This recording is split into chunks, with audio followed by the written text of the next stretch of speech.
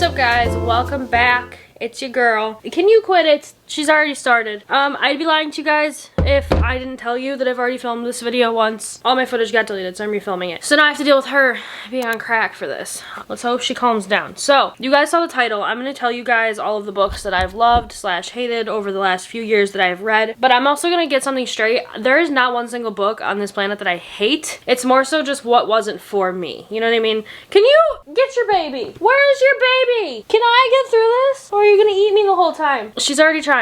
Stop! I'm taking the pillow away. You can't get up there anymore. Anyway, there are no books that I've actually hated. It's more so I just couldn't get through them because either the writing style wasn't for me or the type of book wasn't for me. And that's nothing against any of the writers or the books. I'm sure the books are great and I'm sure people have loved these books, but I just didn't. Make sure you guys subscribe and then click the bell so you're notified every time I upload. I'm uploading every day for Vlogmas, you guys know. Also, I will link a playlist in the description of all of my Vlogmas videos so far so you guys can get caught up if you are not. We're gonna start with books that I hated, because I'm gonna end with things that I like. Stop biting me. So, book number 1, Quarantine.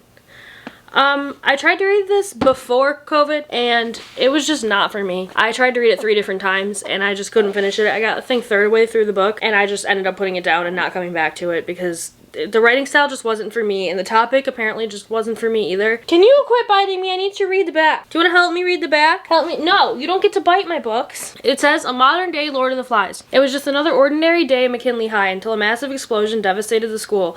When loner David Thorpe tried to help his English teacher to safety, the teacher convulsed and died right in front of him. And that was just the beginning. A year later, McKinley has descended into chaos. All the students are infected with a virus that makes them deadly to adults. The school is under military quarantine. The teachers are gone. Violent gangs have formed based on high school social cliques. Without a gang, you're as good as dead, and David has no gang. It's just him and his little brother Will against the whole school. And this frighteningly dark and captivating novel, Lex Thomas locks readers inside a school where kids don't fight to be popular, they fight to stay alive. Now, this is very much so COVID-esque / World War Z energy. I really like end of the world movies, but apparently book style is just not for me, and that's okay. I'll link all of the books that I'm mentioning in the description for you guys from Amazon. I just, like, that one wasn't for me. Another one.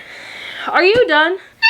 What are you barking for? Okay, I think she needs to go outside, so we're gonna take an intermission and I'll be right back. Okay, so I ended up just giving her to my grandma, and now I look psychotic because I'm wearing this and this, but I took her outside, and this is the closest jacket. Anyway, my grandma's watching her for a second so I can get through this video without her being on crack. What was I on? Okay, another book that I just didn't love was Room. I like the concept. It's a very, very good concept, but I made a bad decision and I watched the movie before I read the book, and normally if I'm gonna read a book, I usually read the book and then I watched the movie. But I didn't do that. That's my fault. I read half of it and was like, I already know what's gonna happen, so I'm bored. You know what I mean? So it's a good book if you haven't already seen the movie, but if you've already seen the movie, don't waste your money, because I just feel like that's a me thing, I guess, though. I like can't breathe and I'm out of breath, so. It's a 5-year-old Jack. Room is the world. It's where he was born. It's where he and his ma eat and sleep and play and learn. At night, Ma shuts him safely in the wardrobe where Jack is meant to be asleep when old Nick visits. Room is home to Jack, but to Ma it's the prison where she's been held for 7 years. Through her fierce love for her son, she has created a life for him in his 11 by 11-foot space. But Jack's curiosity is building alongside Ma's own desperation, and she knows that Room cannot contain either much longer. Room is a tale at once shocking, riveting, exhilarating, a story of unconquerable love and harrowing circumstances, and of the diamond-hard bond between a mother and her child. So, long story short, this girl's held captive for 7 years and ends up having her captivator's son, and then they escape. It would have been a good book if I didn't watch the movie. Anyway, okay, the third one that I wrote down for the books that I don't like, Act Like a Lady, Think Like a Man by Steve Harvey. I've tried to read this book 4 different times, and I can't get through it. And this could be controversial, it could not be. If you agree with me in the comments, please let me know. But I just feel like it's very, very much so boomer, and like the man works and pays the bills and does the work around the house, and the woman must stay home and give the man love and feed him and do his laundry. And that's very much so not how the world is anymore. And that's no hate to him if that's working in his relationship. Like, if that's what you do in your relationship, great for you. But basically this book it's telling you how men think in relationships and like what men expect and like what men like in relationships. And I feel like a lot of this doesn't apply anymore considering the world we live in now. There has to be 2 parent household incomes now in order to survive, and it used to not be like that. And again, Steve Harvey has money, so like, do you hear the dog barking upstairs? I just feel like it's very, very much so boomer, and it's just not how my relationship is. So reading it, I was just like, there's a few good points. I'll give him that. There's a few things I read and I was like, oh, I wouldn't have known that, and I wouldn't have known how that's how they think. And I asked Jordan, and he was like, no, that's accurate. But a lot of other stuff in there is very much like the man works, the woman raises the kids, and that's just not how the world is anymore. So if you're in that kind of relationship though, 100% give this book a try because it's very accurate to that lifestyle. Anyway, moving on to books that I love. I'm gonna say my 2 favorite Colleen Hoover books. I'm not gonna go into detail because I've already done a video in depth about Colleen Hoover books, and I will link the video in the description for you so you can watch that in depth if you were interested. Ugly Love and Verity. I don't have Verity, my friend borrowed it. Those 2 were my favorite Colleen Hoover books, and I read them basically both of them in one sitting. I could not put them down for the life of me, and I read these 2 out of all the Colleen Hoover books I read. These were the 2 I read last, so I'm kind of glad I did that because now I'm like done with Colleen Hoover for a little bit and I've moved on. But yeah, these 2 were my absolute favorite. This one is very much so romance and love, and Verity is very much so romance but like murder mystery type situation, and murder mystery is my go-to genre, so it was a very good book. This one's also absolutely fantastic, and this book is what got me into wanting to read romance in the first place, because I didn't like romance books, but now I'm very much so into them. So that one's good. I also wrote down the Twisted series. Now I've only read 3 out of 4 of the books. I read all 3 one after the other, and then I left the 4th one for later because they're all very much so the same story plot line, and they all involve characters from the first book. So I wanted to give my mind a break from that situation because they were all very similar, and by the time I ended the 3rd one I was like, oh, the 4th one's basically the same thing as the 3rd, 2nd, and 1st, so I'm gonna wait on it so I don't get bored reading the 4th book. But all of these books, absolutely love them. This series is what got me into like erotica novels. I know it's not erotica, but it's more erotica than like Ugly Love, you know what I mean?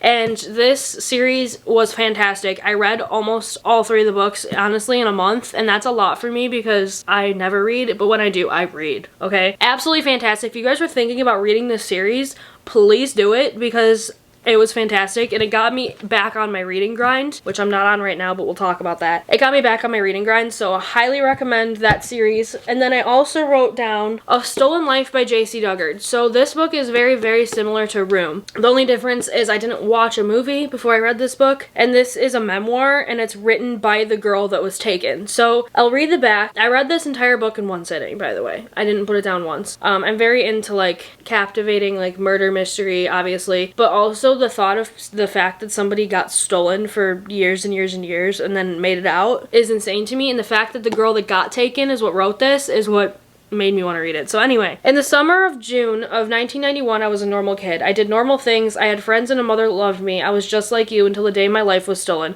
For 18 years, I was a prisoner. I was an object for someone to use and abuse. For 18 years, I was not allowed to speak my own name. I became a mother and was forced to be a sister.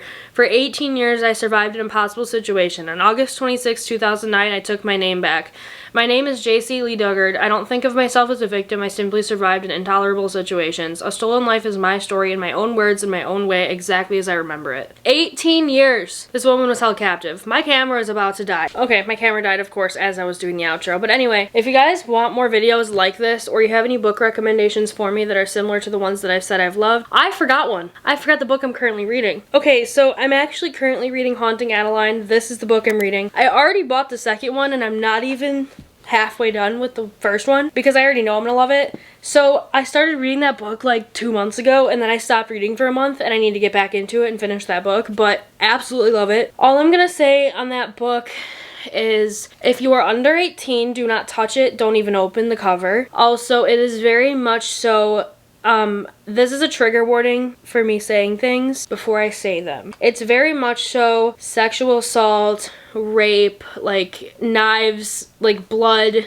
stalking, like it's a very dark romance book, like dark. So if you're not into that or some stuff like that triggers you, do not read it. There is literally a trigger warning on the first page of the book. So if that doesn't tell you enough, I don't know what does, but I'm currently reading it and I'm really interested because it's an insane concept to me, because a lot of people are saying that they want a man like that and stuff that's in there. I'm like, why? But yeah, it's just a really, really good book, and it's 100% gonna be in my top 5 when I finish it. I already know. Once I get back in my reading grind, I've been a busy girl. Anyway, as I was saying, if you guys want more videos like this, or you have any book recommendations for me of stuff you think I'd enjoy, please comment them down below. I need to make a Christmas wish list for my family anyway. Also, if you guys have not watched my previous Vlogmas videos, make sure you guys go look at the playlist I linked in the description for you guys, as all the videos that I filmed so far for Vlogmas in there.